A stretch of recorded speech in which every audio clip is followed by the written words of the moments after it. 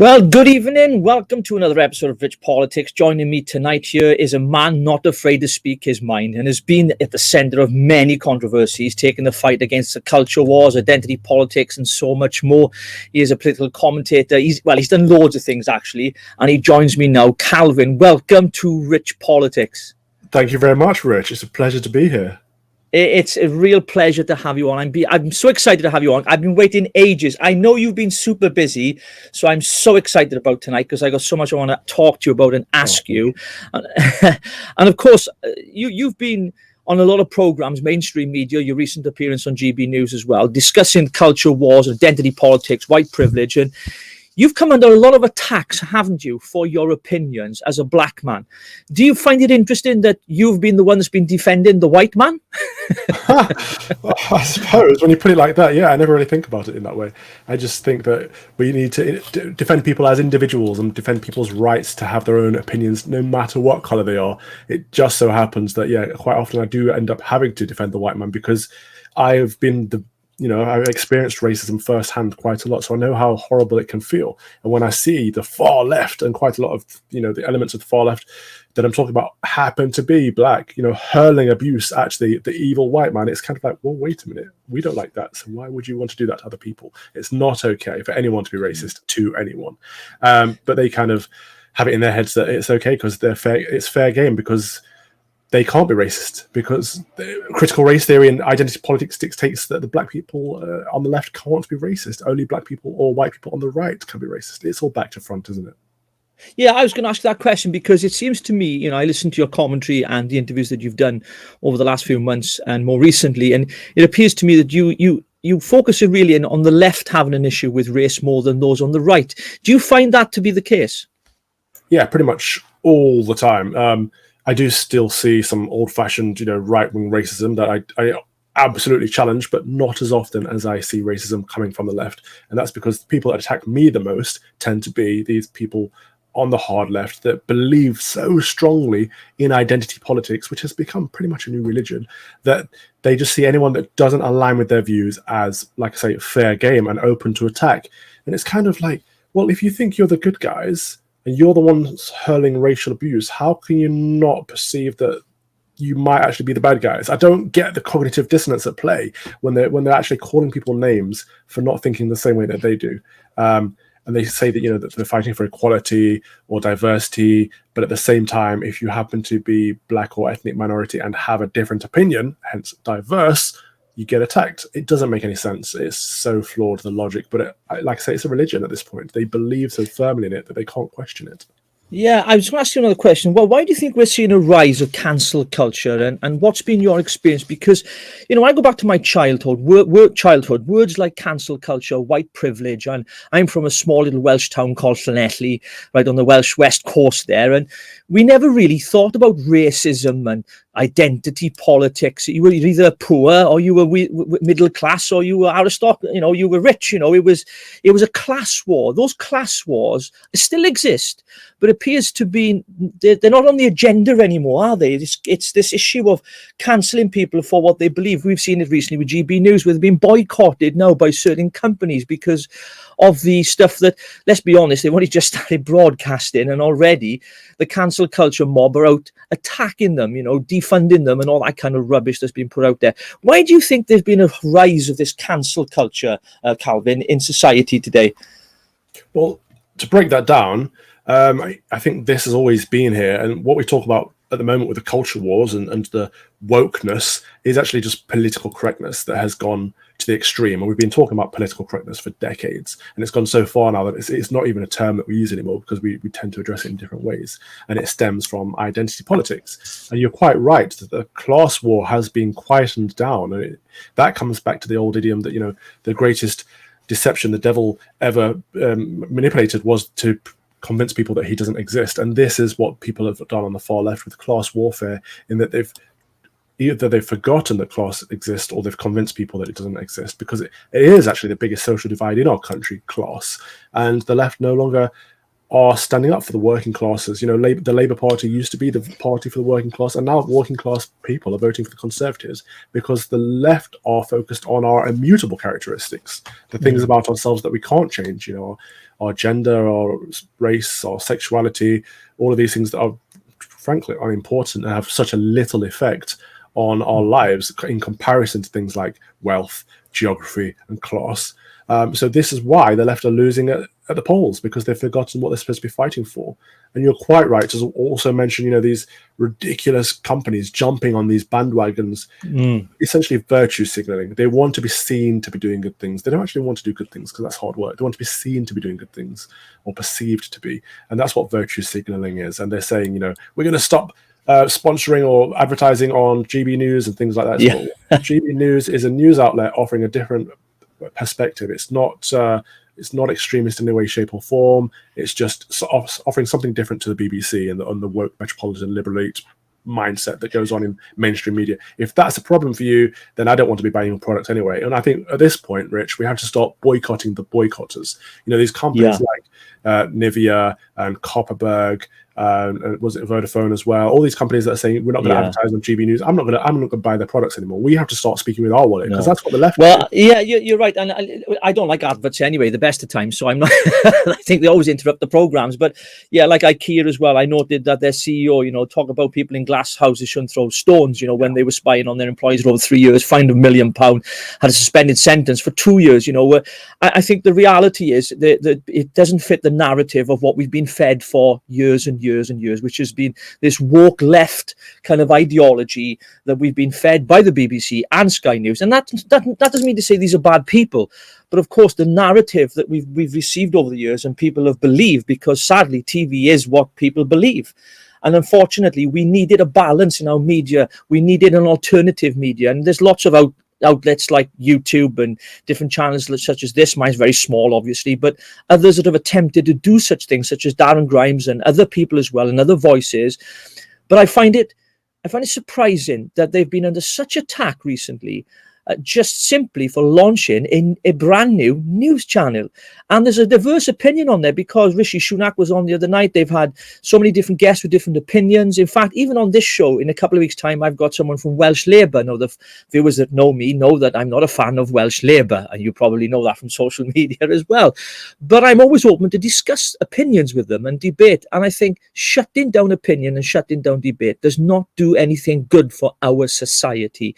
And I think this cancel culture, this wokeness, has come into society, and it's done more damage actually to our society than anything else. And what worries me even more, Calvin, is we're seeing it now in our education system, not just in universities, but also in our comprehensive schools here, especially here in Wales, and in primary schools. And I wonder if our children are being indoctrinated to think a certain way rather than to have the freedom to think for themselves. What do you think about that?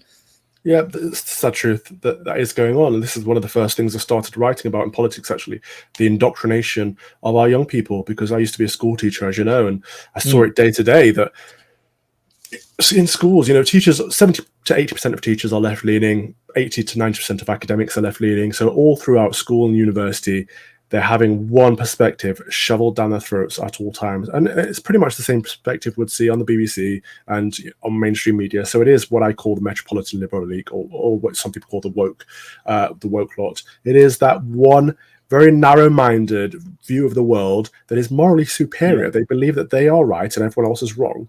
And that's problematic, because they're not open to debate. They're not open to criticism or conversation. They're not open to being challenged. And that's what an open democratic society needs. It needs challenge and debate and transparency, and it needs people to say, this is my idea, might be right, might be wrong, let's have a conversation about it. And that's how we find truth. And we should always be chasing truth, not moral superiority. And that's what we're stuck in at the moment. So yes, our young people are being indoctrinated. We saw the same with Brexit. We've seen the same throughout every general election. Most schools are very anti-conservative in this country. And that's not good for our young people, not good for their No. critical thinking. No, certainly not. Talking of Brexit, I think that's when I first met you. Actually, it was. I think it was a Brexit Party candidates conference in London. I think you had little less hair then. No, I remember than you've got now. I do remember.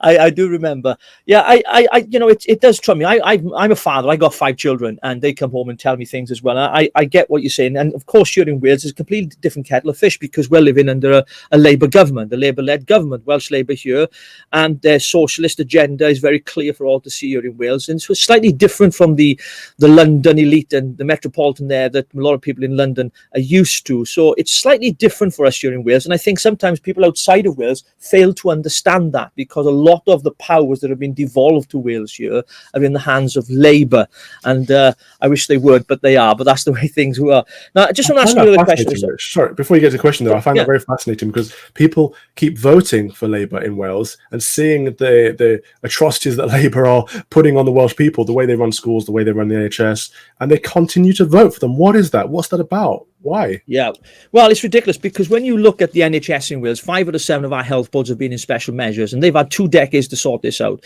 We are ranked one of the lowest in the educational system on the PISA international table, which is the measuring table for education in maths, science, and English. When you look at our economy, it's the worst. Our unemployment rates, the poverty is so strong here in Wales, and I think it's a historical issue. You know, when you speak to people on the doors here, they say to us like, well, Margaret Thatcher shut down the mines. Well, Labour shut a lot of mines as well. They have this idea that conservatism is bad. But I do believe things are changing. When in the local elections, you know, I stood in the Senate elections here, but in the general election, we saw a huge shift where the red wall started to crumble up in North Wales. And I think there are people that are finally waking up to the reality of this socialist agenda of the Welsh Labour-led government here is not good for the people of Wales. And how they do it is this. It's quite simple. You know, we'll keep you poor, and then you need handouts. So we'll keep giving you handouts, but you've got to keep voting us back into power. And that's exactly what they've done for 2 decades. It is blind loyalty that has kept them in power. And we've seen it here in Wales, and it continues to be the case. And unfortunately, until people change at the ballot box and they say enough is enough and they put their cross somewhere else, it's never going to change, unfortunately. And I suppose in London, you don't have that problem because, let's be honest, Labour there are no opposition really, are they? Well, this is the thing. Obviously, we've got a Labour mayor, and it's a similar problem. In fact, this is the problem of the left. What you just described is a dependency issue, isn't it? That's what the welfare state creates. You get stuck in a rut, and you're reliant on the state to feed you handouts. Therefore, you're reliant on voting for the party in power, and they're perpetually remaining there. That's what we're seeing in Wales, I believe, and in similar situation in London and other left-leaning states and areas across the US in particular. And to break out of that, we need to promote conservative values and say, actually, most people want to contribute to society. They want to feel a part of something. They want to belong. They want to provide for their families. They don't want handouts. They don't want to be stuck in a welfare system reliant on the state. And we need to wake people up to that, I think. Definitely. I was going to come to the next question because obviously I don't want to take too much of your time, but I'm enjoying discussing this with you. Do you think that politicians in particular and the media have stoked some of the divisions we see in society today? We talk about cancel culture, and we haven't talked much about white privilege or unconscious bias training, which was a big thing. And yet the government undertook a study and found that our country, the UK, was not institutionally racist. That was the outcome of their findings. But do you think politicians have been responsible for creating some of these divisions, whether from the left or the right? Somewhat, yes. So there are people like Diane Abbott and Dawn Butler that I would, class as race baiters, people that kind of stir up racial tensions for whatever their own personal agenda is. They do it very publicly and very shamelessly. And we need to hold them to account for it because they are public representatives. And yes, so there is a lot of race baiting and stoking of tensions coming from the left, but also from the right. We capitulate far too often on social issues, on woke issues. People that I would consider mostly quite sound, either fiscally conservative or kind of liberal socially, tend to fall on the woke side quite often when it comes to issues around gender or race, or hot topics, or things that we consider hot topics anyway. That's things that social media tell us are hot topics, but in people's everyday normal lives aren't actually really that big of an issue. So yes, from the left and the right, we're pushing these issues further and further when we don't need to, because at the end of the day, what most people are worried about is putting food on the table, is earning enough, keeping more of the money that they earn, so lesser taxation. People aren't bothered about how many genders there are, because most people in this country are happy to let other people live their lives however they see fit. And but most people don't think this is a racist country, because we're quite happy to be neighbors with anyone as long as people are polite and providing. So the wokeness is being stirred up, yes, by politicians, but I think mostly by the mainstream media and social media. Social media is the devil's playground. Honestly, it's vile, because there's such like a vocal group of leftists on there that will shout anyone else down, and try to cancel people with pile-ons and all of that kind of stuff, that people are afraid of voicing a different opinion. Therefore, the only opinion we tend to hear in social media and in mainstream media is the vocal minority. Yeah, I'm very surprised, and actually, I take great encouragement from people like yourself and Lawrence Fox, actually, and others that I follow on social media, who take so much abuse from people. And you don't. I've noticed a lot of the time you don't even block them. I just block them immediately. I can't cope with them. You guys must have some serious thick skin to allow that conversation. I mean, I'm into the freedom of speech, but there's a line. And I've been abused and all sorts of things especially by Welsh nationalists, who just believe the English are terrible and horrible, and we're being suppressed by Westminster and all that kind of rubbish. I mean, I just admire the way that you guys have handled social media, because it is toxic and it can be quite painful and dangerous at times, and it does affect people emotionally and mentally. I mean, how have you managed to navigate your way around social media, Calvin? That's a very good question, Rich. So people often say, well, you need to have a thick skin if you're in politics or if you're on social media and whatnot. And I don't agree, actually. I think actually what we want is more politicians that are normal and have normal lives and normal opinions and normal emotions. And if we want to have those people in politics, we cannot be so toxic to them. We cannot be so abusive and hostile to them. If we expect to only see politicians with thick skins, we're only going to get career politicians that are out to, with different political agendas. And that's not good for anybody. So we as a people need to be nicer. But also, I don't think I am as open to the abuse anymore. I didn't used to like to block people, but these days I block very, very liberally. I think if you are abusive or hostile or just rude, I don't really need you on my timeline. And I don't care about numbers anymore. I don't care about how many followers I have or any likes or retweets I have. So if someone's, a bit of an arse to me, I'll just block them, because I don't need that in my life. And I think, people often say, what about free speech? You're against this person's free speech. It's like, well, no, actually, this person has the right to speak. I have the right to not listen to the garbage that they're pushing. And they can continue speaking. I'm not shutting down their platform. They still have their followers. They still have their timeline. I just don't want them on mine. And that's very different. Yeah. I think they don't want debate. I mean, I've been abused like many would, and it's social media, because it's one of those platforms that, unfortunately, it can't be policed, and I don't think it should be. I think there's a balance to be struck. But of course, like yourself, I have found myself blocking a lot more people than I used to. A lot of the time, it's not just because of what they say, but it's how they say it. When they start calling you an F in this and a B in that, you think, well, can't you use any other word in the dictionary than an expletive? Didn't you go to school? Most of them still live at home with their mothers, and they probably take up knitting as a hobby. That's what I think anyway. But that's just my opinion. And they're keyboard warriors.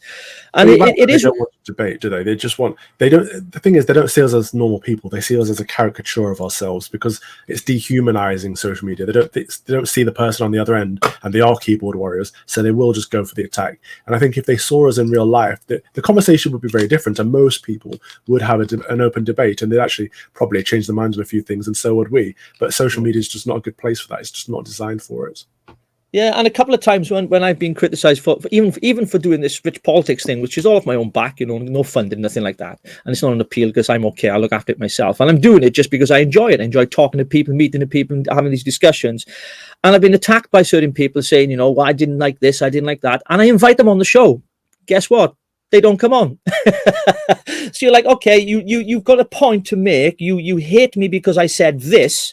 Why don't you come on the show and let's have a discussion? And then you don't hear from them. So they don't really want debate. They just want to pour their crap on you and make you feel bad about yourself. And I suppose celebrities get a lot as well as politicians, as many of us do. The next thing I want to ask you about, Calvin, is with those divisions in society on race and on, the culture wars, and we've seen it here in Wales. We're pulling down the statues as well, trying to get rid of some of our history. One in Cardiff City Hall was pulled down last year. I mean, is there an answer? Now, this is, I don't think you'll have the answer for this, but you might have an inkling. Is there an answer to heal some of the divisions that we're finding in society right now? Yeah, I think there is. I think we need to flip the narrative. So when people are shouting and screaming and talking about tearing down statues, why don't we suggest putting some statues up? Why don't we turn the conversation to, okay, so you don't like these people. What people do you want to honor? What people do you think have contributed to our society in a positive way? Let's erect some new statues. And likewise, when people are trying to divide us by race or gender or sexuality, usually they're well-intentioned. They have our best interests at heart. They're just going about it in a very toxic way. Not always. Sometimes they are very manipulative and they are neo-Marxist, but most often it's people with good intentions. So let's flip that conversation around and say, actually, let's focus on the positives now. Let's look at how much progress this country has made and how do we continue making that process. Because taking a knee, Black Lives Matter protests, throwing bicycles at police horses, all of this stuff is not helping. But we all want this country to be better. We all want race relations to be improved. So what can we do to work together? And it's just flipping all of these negative conversations into a positive. Yeah, and I think, we've seen it creep into sports as well. We had Nick Buckley on last week and we discussed footballers taking the knee, and Gareth Southgate coming out in defence saying, look, it doesn't represent Black Lives Matter, which we know is a Marxist organisation to defund the police and overthrow capitalism. We know that, obviously. And his argument was, no, this isn't about that. This is about kicking out racism. But taking of the knee is synonymous with Black Lives Matter. Yeah. It's things like that doesn't really help to heal some of those divisions, does it? No, it doesn't. And the problem is we're fighting an argument that neither side is listening to. So we're arguing past each other. So on my side of the debate, like yourself, we're saying, if you're taking a knee, that signals that you are supporting Black Lives Matter, who support defunding the police and their anti-Western values, the anti-British values, the anti-family values, and all this stuff. And on the other side of the argument, they're saying, well, we want to kick football out of racism. Kick racism out of football, rather. We want to I want to kick football out of racism. That didn't sound right at all. So we need to compromise and say, let's look in the middle. So we all want to fight racism, and we all believe that racism doesn't have a place in football. Is there another way we could do that? And look at campaigns like Kick It Out, for example, that have been going for 2 decades, and maybe do that instead of taking a knee, and then we can all get on board. Yeah, certainly. Now, my final question tonight, this evening, I should say, Calvin. I know a little bit of your history, not too much. I know you've studied theology. I was a student of theology myself, and a churchman. I attend a Methodist church for my sins. I have to go there to pray for God's forgiveness because I'm a terrible Christian. But the question I wanted to ask was this: should the church engage in politics? Because we've seen the Archbishop of Canterbury, many of the people chip into the debate over not just vaccinations, but many other issues, even the Brexit debate. Do you think it's helpful that the church engages in politics? So yes and no. The simple answer, people always say, keep politics out of the church. I don't go that far, because I think Christianity is very political. And everything we do in our lives as Christians, we should be shaping it towards modeling our life after Christ. That's essentially what being a Christian is about, isn't it? And that should shape our politics. So we can't take Christianity out of politics entirely, but what we can do is make sure that we're not talking about political politics or partisan politics. I found it very concerning that I know a lot of the bishops' thoughts on Brexit, for example. I don't know their thoughts on abortion.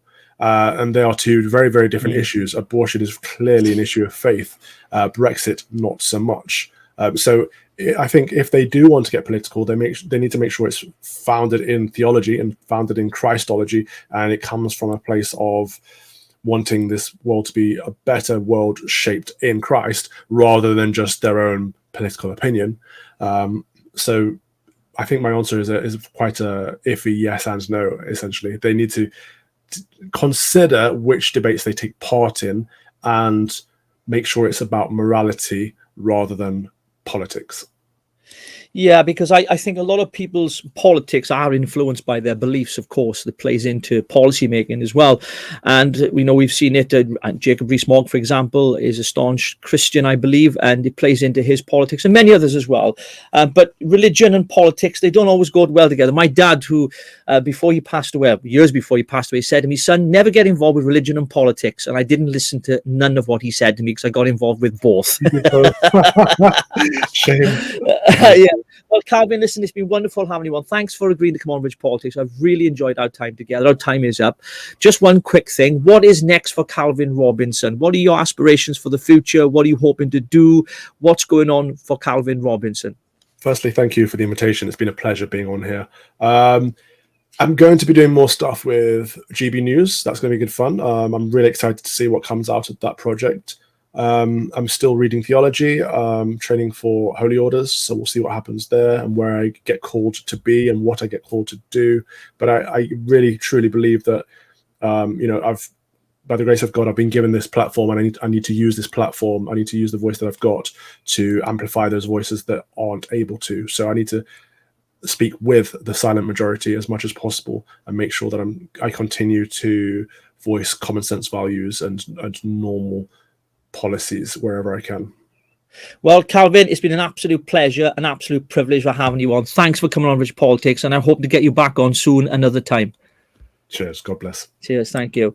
Well, ladies and gentlemen, you heard it there, Calvin Robinson. So I'm so glad he was able to come on tonight. Don't forget to tune in every Friday night at 7 o'clock here in Rich Politics. Never miss a show. We've got new guests coming on with new ideas, debates, and all kinds of things. I'm going to be traveling up and down the UK and Wales, actually filming on location, speaking to unsung heroes, people who have done tremendous things in their communities that maybe don't get the publicity they deserve. I'll catch you on next Friday at 7 o'clock here in Rich Politics. Bye.